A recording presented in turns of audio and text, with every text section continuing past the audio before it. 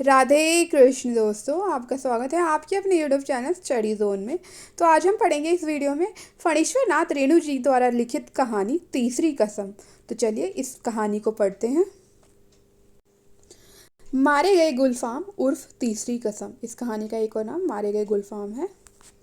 ये फणीश्वर नाथ रेणु जी द्वारा लिखित कहानी है। चलिए इस कहानी को पढ़ते हैं। हीरामन गाड़ीवान की पीठ में गुदगुदी लगती है। पिछले 20 साल से गाड़ी हाँकता है हीरामन, बैलगाड़ी। सीमा के उस पार मोरंग राज नेपाल से धान और लकड़ी ढो चुका है।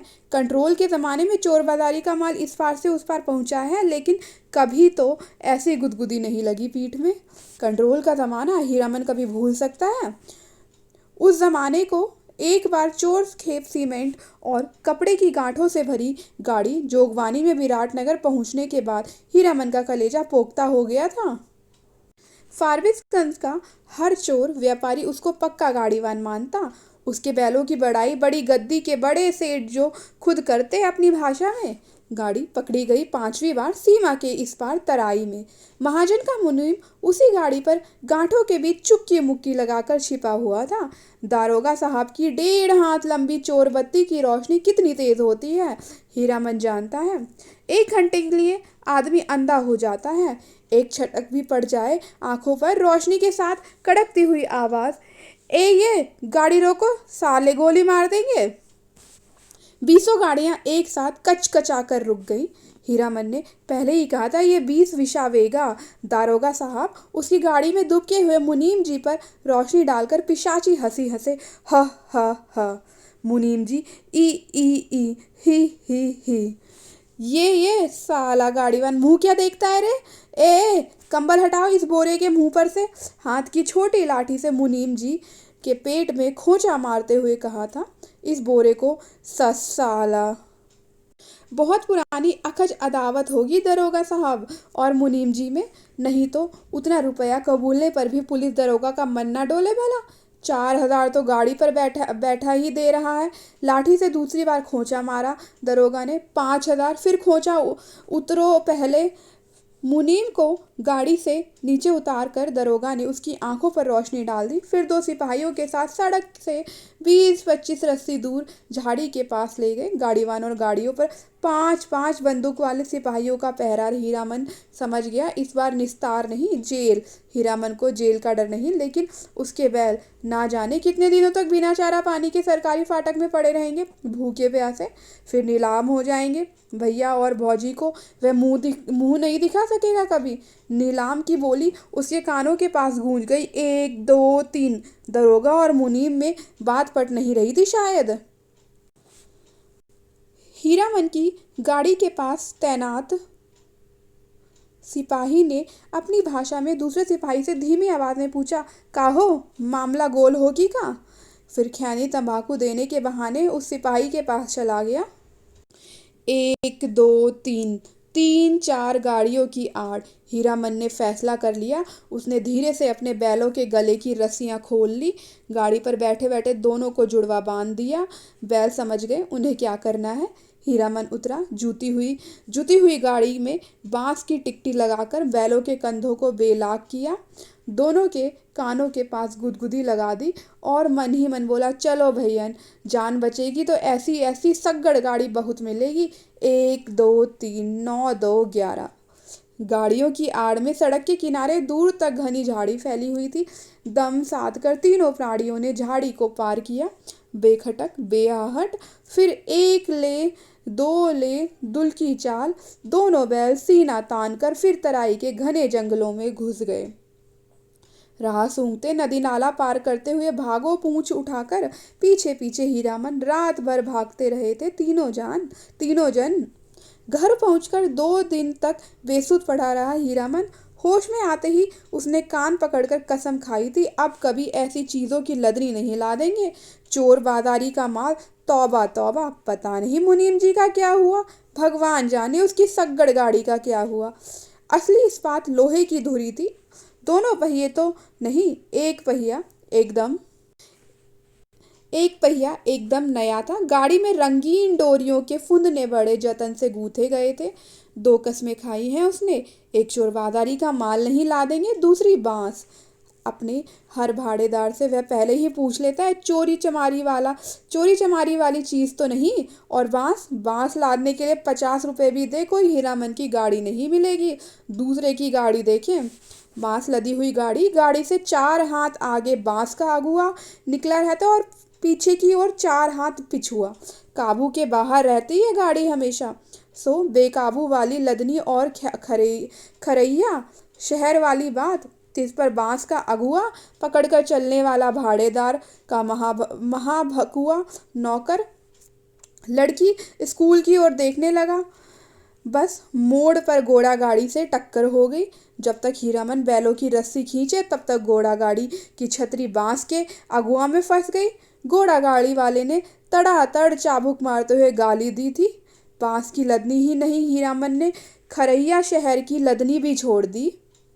और जब फारबिसगंज से मोरंग का भाड़ा ढोना शुरू किया तो गाड़ी ही पार। कई वर्षों तक हीरामन ने बैलों को आधी दारी पर जोता, आधा भाड़ा गाड़ी वाले का और आधा बैल वाले का। हिस गाड़ी वानी करो मुफ्त, आधी दारी की कमाई से बैलों के ही पेट नहीं भरते। पिछले साल ही उसने अपनी गाड़ी बनवाई है। देवी मैया भला करे उस सर्कस कंपनी के बाघ का। पिछले साल इसी मेले में बाघ गाड़ी को ढोने वाले दोनों घोड़े मर गए। चंपानगर से फारबिसगंज मेला आने के समय सर्कस कंपनी के मैनेजर ने गाड़ीवान पट्टी में ऐलान करके कहा, 100 रुपया भाड़ा मिलेगा। एक दो गाड़ीवान राजी हुए, लेकिन उनके बैल बाघ गाड़ी से 10 हाथ दूर ही डर से डिकरने लगे।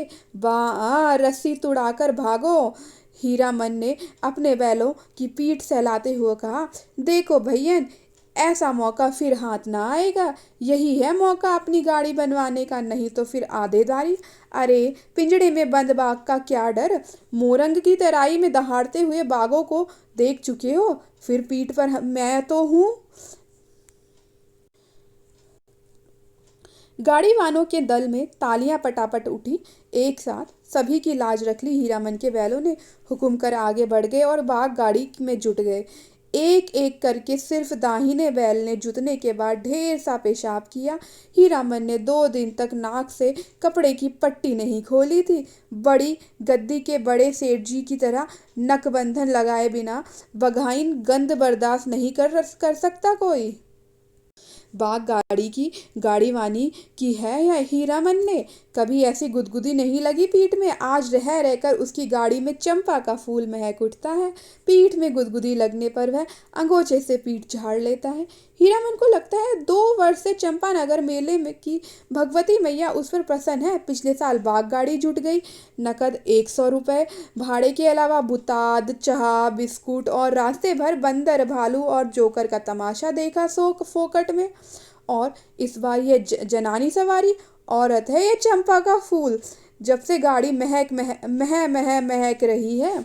कच्ची सड़क के एक छोटे से खड़क में गाड़ी का दाहिना पहिया बेमौके हिचकोला खा गया। हीरामन की गाड़ी से एक हल्की सिस की आवाज आई। हीरामन ने दाहिने बैल को दुआली से पीटते हुए कहा, साला क्या समझता है, बोरे की लेटनी है क्या? आहा, मारो मत। अनदेखी औरत की आवाज ने हीरामन को अचरज में डाल दिया। बच्चों की बोली जैसी महीन फेनू गिलासी बोली। मथुरा मोहन नौटंकी कंपनी में लैला बनने वाली हीराबाई का नाम किसने नहीं सुना होगा भला। लेकिन हीरामन की बात निराली है। उसने 7 साल तक लगातार मेलों की लदनी लादी है, कभी नौटंकी थिएटर या बायोस्कोप सिनेमा नहीं देखा। लैला या हीराबाई का नाम भी उसने नहीं सुना कभी। देखने की क्या बात। मेला टूटने के 15 दिन पहले आधी रात की बेला में काली ओढ़नी में लिपटी औरत को देखकर उसने मन में खटका अवश्य लगा था। बक्सा ढोने वाले नौकर से गाड़ी भाड़ा में मोल मोलाई करने की कोशिश की तो ओढ़नी वाली ने सिर हिलाकर मना कर दिया। हीरामन ने गाड़ी जोतते हुए नौकर से पूछा, क्यों भैया, कोई चोरी चमारी का माल वाल तो नहीं है?